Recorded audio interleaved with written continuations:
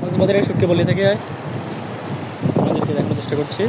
ওখানে একজন জেলে মামা তার জাল দিয়ে নদী সমুদ্রের মিলনস্থলে কিন্তু ছুড়েছে। দেখা যাক কি মাছ পেয়েছে। আর তেমন কোনো মাছ আসলে ওঠেনি। তিনি একবার চেষ্টা করলেন যে এদিকে মাছ আছে কিনা জানার জন্য।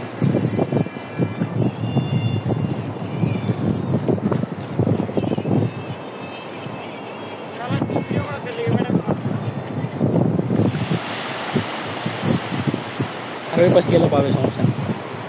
কেবল তো শুরু হইলো। পরিবেশ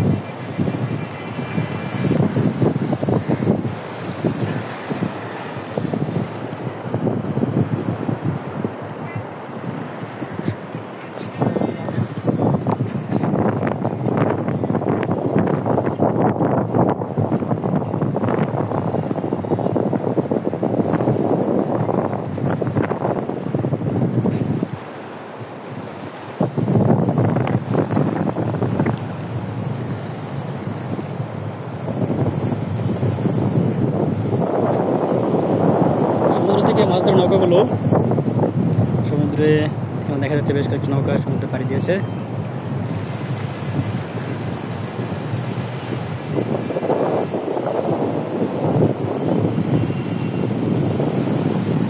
ছোট বড় অসংখ্য ঢেউ বারবার অগণিতভাবে এই বালির তীরে আশ্রয় পড়ছে।